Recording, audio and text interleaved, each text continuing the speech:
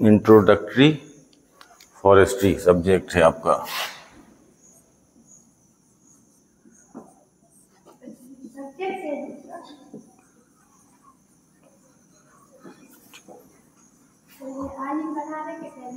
Introductory forestry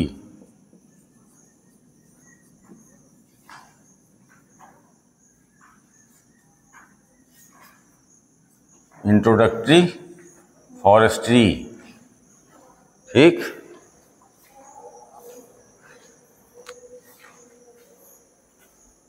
परिचयात्मक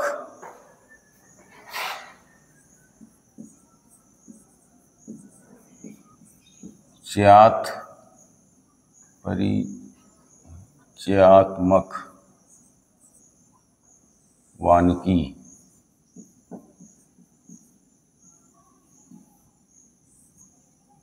ठीक है। परिचयात्मक वानिकी,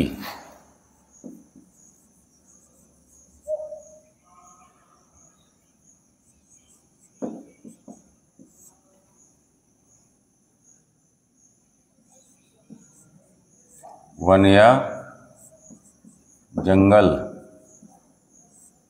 फॉरेस्ट,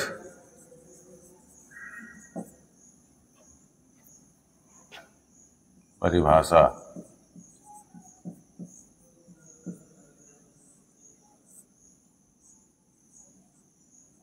ये आपका नया सब्जेक्ट स्टार्ट किया है आज।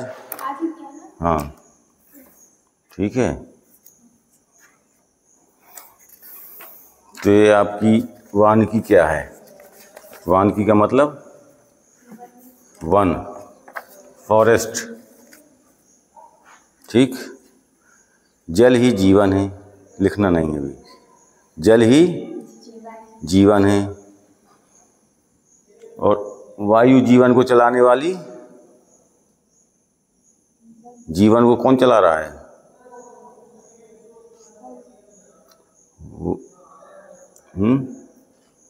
वायु जीवन को चलाने वाली, प्राणवायु, प्राणवायु है नहीं। धरती माता है। प्राणी के लिए यह सभी मौलिक आवश्यकताएं जरूरी हैं। यदि हवा है और पृथ्वी नहीं है कहाँ रहोगे? और पृथ्वी है, यदि हवा नहीं है तो आदमी जीवित नहीं रहेगा। है ये चीजें। इन सभी में पृथ्वी सर्वश्रेष्ठ है, सर्वश्रेष्ठ है। पृथ्वी को इन सभी में सर्वश्रेष्ठ माना गया है कि पृथ्वी ही सर्वश्रेष्ठ है। पृथ्वी की सहायता से प्राणियों का जीवन चलता है। सबसे छोटा प्राणी एक कोष की है और सबसे बड़े प्राणी, चाहे वो डायनासोर हो चाहे व्हेल हो, वो बिना वायु के नहीं रह सकते। और वो उनका भोजन जो है पृथ्वी से ही उनका भोजन, पृथ्वी ही उनको भोजन प्रदान करती है, चाहे वो जिस रूप में करती हो, लेकिन पृथ्वी के द्वारा ही उनको भोजन मिलता है। और पृथ्वी ही विभिन्न प्राणियों के लिए विभिन्न प्रकार का भोजन उत्पन्न करती है। कहीं कहीं देखो जहाँ शुद्ध जल के झरने, जहाँ गर्म देश हैं वहाँ ठंडा पानी निकलता है, जहाँ ठंडे देश हैं वहाँ गर्म पानी निकलता है। ये क्या है? सब पृथ्वी की देन है। अपने आप में तो सर्दियों में गर्म पानी निकलता है जमीन से। वही है ना। कि क्यों निकलता है? ये पृथ्वी का है। पृथ्वी ही टेम्परेचर को, प्रकृति का है ये। प्रकृति हमें गर्मी में ठंडा और ठंडे में गर्म उपलब्ध कराती है, ठीक है। अब लिख लो इसको। ये तो हमने आपको समझा दिया है, ये केवल समझने के लिए था, इसको याद रखना। अब लिखिए वन या जंगल, फॉरेस्ट।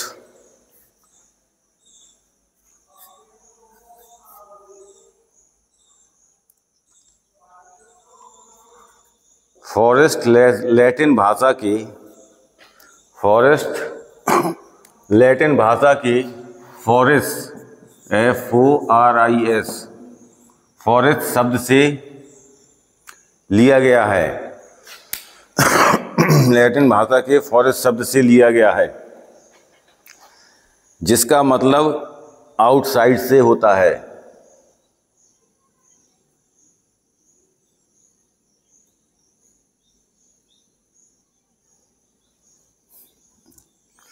आउटसाइड से होता है। इस प्रकार हम कह सकते हैं कि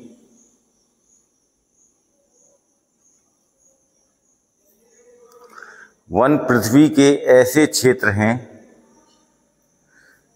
प्रकार हम कह सकते हैं कि वन पृथ्वी के ऐसे क्षेत्र हैं जो कृषि करने योग्य नहीं होते हैं,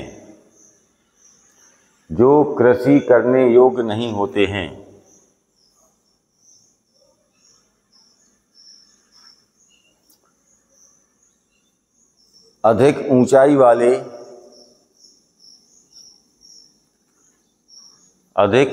वाले सघन वृक्षों से आच्छादित होते हैं। अधिक ऊंचाई वाले सघन वृक्षों से आच्छादित होते हैं।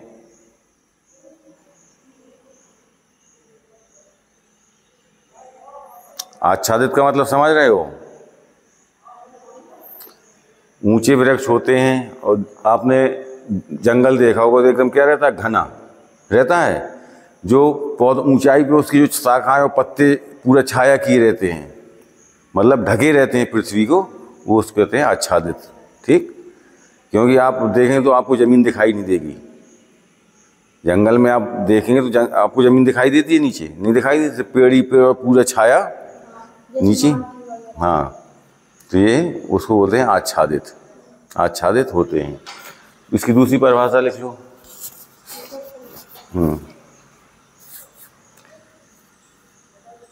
पृथ्वी का वह विस्तृत भाग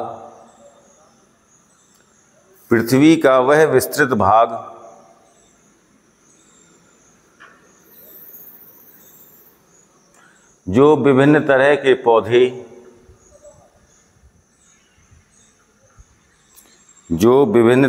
पौधे जमीन से मिलकर उगने वाले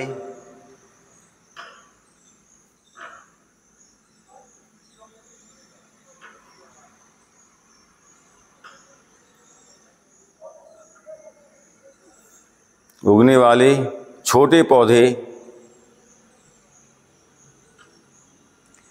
जिन्हें हम घास पात की संज्ञा देते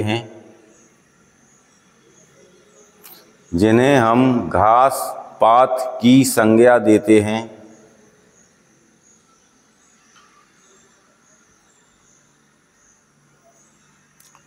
कुछ छोटे बड़े आकार की झाड़ियों,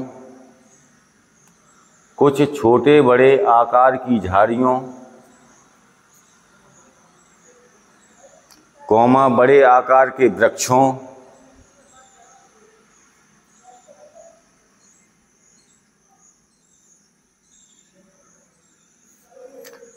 बड़े तथा मध्यम आकार वाले विभिन्न पौधों से आच्छादित हैं।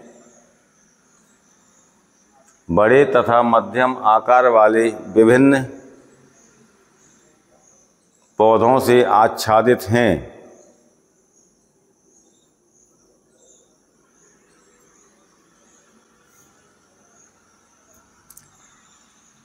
वन कहलाते हैं।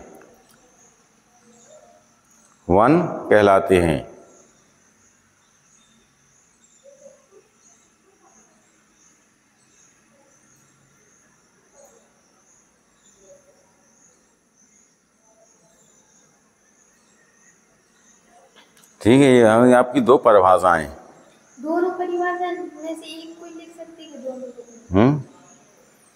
कोई एक लिख सकते हो, लेकिन दोनों लिख दो तो और अच्छा है। दोनों नहीं आएगी। ठीक है, अगर शॉर्ट में पूछे तो नीचे वाली लिखना। ठीक। और यदि लॉन्ग क्वेश्चन में आए विस्तार से लिखिए। हाँ तो दोनों लिख दो, तो उसमें ऐसा कि आगे का आपको कम लिखना पड़ेगा, इसमें काम चल जाएगा। ठीक, अब पैरा चेंज करके लिखो। इस प्रकार वन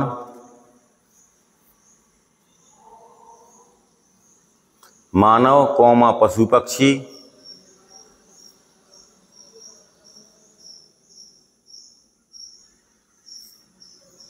कौमा मिट्टी वायु, मिट्टी कौमा वायु और जल में परस्पर संतुलन कायम हुआ है।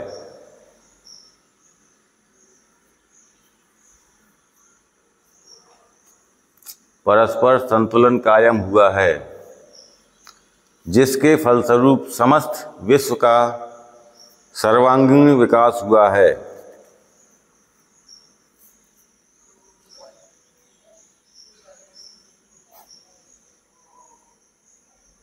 विश्व का सर्वांगीण, सर्वांगीण, सर्वा पहले लिखो, सर्वांगीण,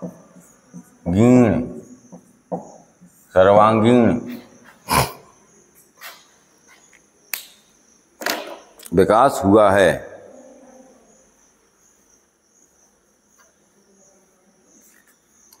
फिर पैरा चेंज कर दो। आज के विश्व में प्रति मिनट लाखों बच्चों का जन्म हो रहा है, या लाखों बच्चे जन्म लेते हैं। प्रति मिनट लाखों बच्चे जन्म लेते हैं।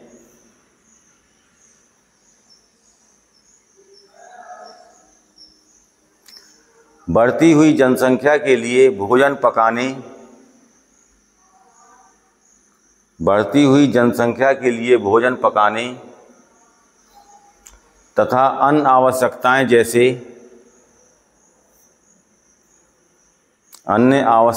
जैसे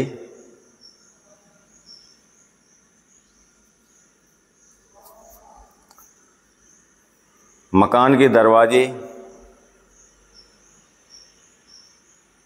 कौमा मकान की खिड़कियां,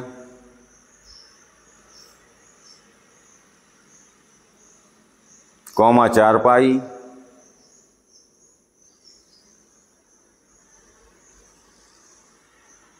तथा फर्नीचर आदि आवश्यकताओं के लिए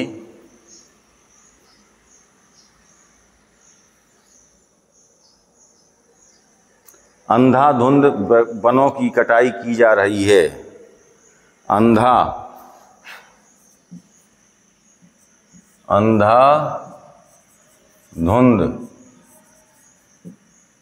अंधाधुंध वनों की कटाई की जा रही है,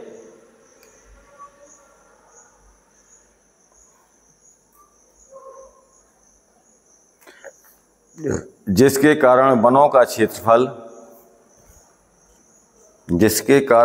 का क्षेत्रफल कम होता जा रहा है।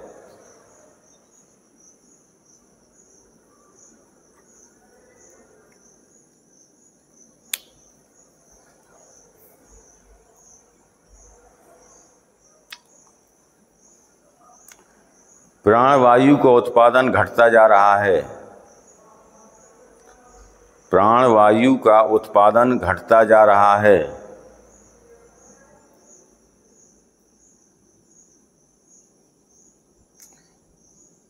कौमा मिट्टी कटकर नदियों में जा रही है। मिट्टी कटकर नदियों में जा रही है।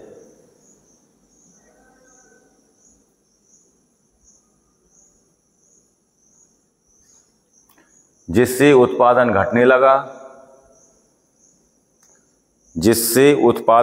लगा।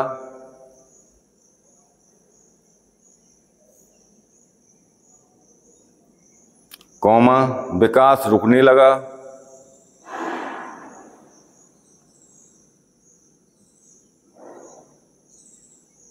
संतुलन बिगड़ने लगा।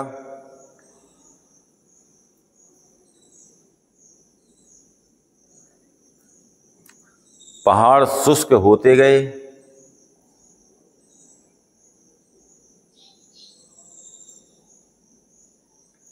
तथा मिट्टी में जल सोखने की क्षमता कम हो गई।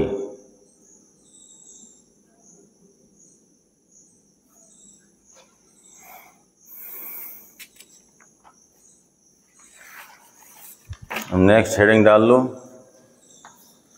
निम्न कारणों से पृथ्वी के वातावरण में असंतुलन पैदा हुआ। निम्न कारणों से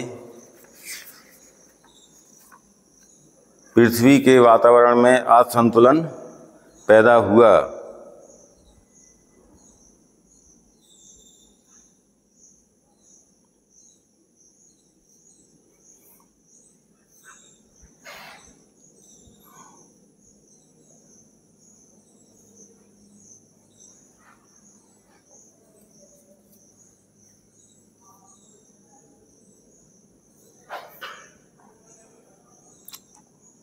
इसको सुन लो, बाद में लिखना। देखो, वनों की कटाई से फायदा होता नहीं, सिर्फ नुकसान ही नुकसान होता है। ठीक है, जहाँ घने वन हैं वहाँ वर्षा अच्छी होती है, जहाँ वन नहीं है, पेड़ पौधे कम हैं, वहाँ मानसून कम आता है, और जहाँ घने वन हैं, पेड़ पौधे अधिक हैं, वृक्ष अधिक हैं, वहाँ मानसून जल्दी आता है और अधिक देर तक रहता है। और जब वन नहीं होंगे, पेड़ पौधे नहीं होंगे, झाड़ियाँ नहीं होंगी, घास पात नहीं होंगी, यदि पानी बरसता है तो क्या होता है? मिट्टी का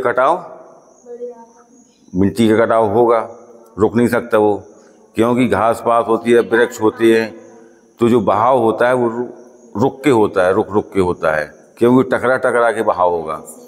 और यदि आपके पास ना वहाँ झाड़ियाँ हैं, ना घास पात है, ना वृक्ष हैं, तो पानी का बहाव क्या होगा? स्पीड से होगा। जब पानी का बहाव स्पीड से होता है तो मिट्टी का कटाव होता है, और ये मिट्टी कट के कहाँ जाती है? नदियों में। जब मिट्टी नदियों में इकट्ठी होगी तो मिट्टी का क्या होगा? मिट्टी का भराव होगा, मिट्टी नदी गहराई में कम होगी। जब नदियाँ गहराई नहीं होगी नदियों में तो फिर क्या होगा?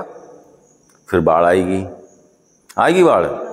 हाँ, तो वृक्षों से एक ये लाभ है कि अगर जहाँ वृक्ष हैं वहाँ बाढ़ कम आती है लेकिन हाँ कम आती है।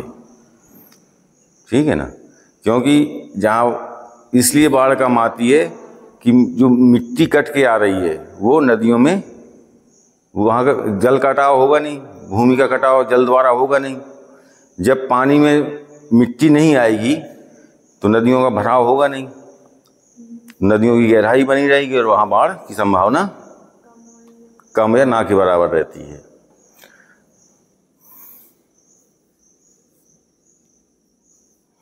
और दूसरा है, वनों के काटने से वातावरण में पौधों द्वारा होने वाला वाष्पोत्सर्जन कम हो जाता है। अगर पौधे नहीं रहेंगे तो वाष्पोत्सर्जन कौन करेगा? वाष्पोत्सर्जन में क्या है कि पौधे नीचे से जल लेके और उड़ाते हैं। श्वसन क्रिया में वाष्पोत्सर्जन में पानी भी आवश्यक है। ठीक है ना, श्वसन क्रिया के लिए प्रकाश, पानी आवश्यक है, और यही भोजन बनाने के लिए जो पौधों में पर्णहरिम पाया जाता है, जो हरा रंग है, किसके कारण है? पर्णहरिम जो पौधों में पत्तियां हैं, ये पानी और सूर्य के प्रकाश की उपस्थिति में अपना भोजन बनाती हैं। ठीक है ना, इसलिए पौधों में पत्तियां जितनी अधिक होंगी पौधा उतना ही स्वस्थ रहता है, क्योंकि उतना ही वो अधिक भोजन ग्रहण करता है और उतना ही अधिक वाष्पोत्सर्जन होता है। और जब वाष्पोत्सर्जन नहीं होगा तो मानसून कहाँ से बनेंगे भाई? वाष्पोत्सर्जन से तो मानसून बनते हैं। जब मानसून नहीं बनेगा तो वर्षा नहीं होगी। इसलिए वनों की अधिक कटाई के कारण क्या है कि मानसून नहीं बन रहे और वर्षा कम हो गई, और वर्षा अनियमित हो गई।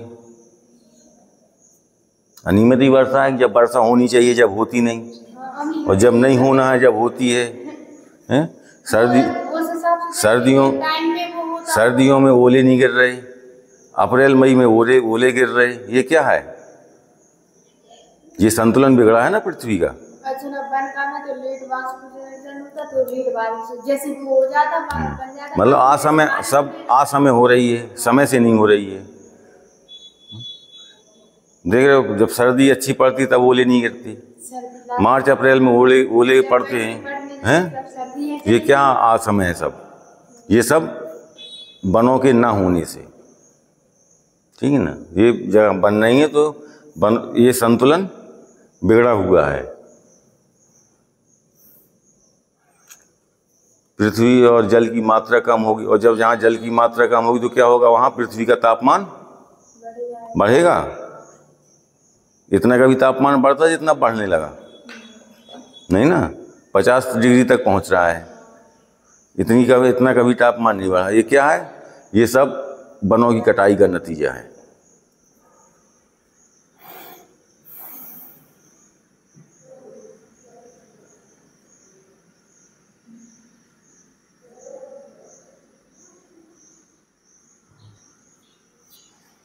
वनों की कटाई से वन पौधे क्या करते हैं, पौधे हमें ऑक्सीजन देते हैं और कार्बन डाइऑक्साइड ग्रहण करते हैं। कार्बन डाइऑक्साइड पौधा कभी नहीं छोड़ता है, रात के समय पौधा कार्बन डाइऑक्साइड छोड़ता है, इसलिए कहते हैं पेड़ के नीचे नहीं लेटो, कहा जाता है हैं, इसलिए रात में मना है। और उसका कोई रीज़न नहीं है, रात में इसलिए कहते हैं पेड़ के नीचे नहीं लेटो, क्योंकि रात में पौधा भी श्वसन क्रिया करता है और कार्बन डाइऑक्साइड छोड़ता है, और दिन में वो ऑक्सीजन छोड़ता है और कार्बन डाई को ग्रहण करता है। और कुछ आपके वृक्ष ऐसे हैं जो 24 घंटे आपको ऑक्सीजन प्रदान करते हैं। पीपल है, आपका बरगद है, नीम है, ये पौधे ऑक्सीजन ही ऑक्सीजन देते हैं, इसलिए ज़्यादातर कहते हैं बरगद और पीपल लगाओ, ठीक है ना। इसलिए इनको देवता, ये रीज़न नहीं है कि ये देवता इनको इसलिए माना गया है क्योंकि 24 घंटे ऑक्सीजन दे रहे हैं, इसलिए इनको देवता की संज्ञा दी गई है। इसलिए कहने लगते ब्रह्मदेव हैं, ये फलाने देव हैं और ये हैं, तो बस सिर्फ यही कारण है उसका। हाँ, ताकि उनको कोई काटे नहीं। ठीक है, पीपल कोई काटता है, बरगद कोई काटता है, सिर्फ इसीलिए उनको भगवान का दर्जा दे दिया कि ब्रह्मदेव हैं, शनिदेव हैं, ब्रह्मदेव हैं ये, तो इसको कोई काटता नहीं है। और उसका मेन रीजन है कि वो 24 घंटे ऑक्सीजन प्रदान करता है। जब वृक्ष नहीं है तो कार्बन डाइऑक्साइड कहाँ जाएगी, वायुमंडल में रहेगी। जब वायुमंडल अशुद्ध होगा तो वर्षा कम होगी, वर्षा कम होगी तो पृथ्वी का ताप बढ़ेगा। ठीक है, नेक्स्ट आता है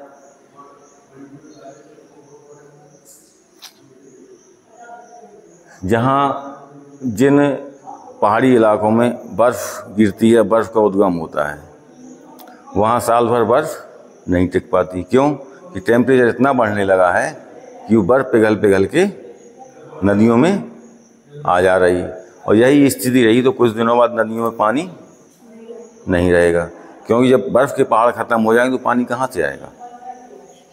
पानी तो वहीं बर्फ़ के पहाड़ों से आ रहा है, धीरे धीरे पिघल के, लेकिन जब टेम्परेचर इतना बढ़ेगा, जब वो ज़्यादा पिघलेगी, उसमें बर्फ़ नहीं बचेगी, तो फिर पानी कहाँ से आएगा। ये सब किसके कारण है? वनों की अधिक कटाई के कारण। इसलिए कहते हैं कि वृक्ष लगाओ। ठीक, अब इसको कल लिखवाएंगे। आप लोगों का टाइम हो गया, जाने का भी टाइम हो गया है।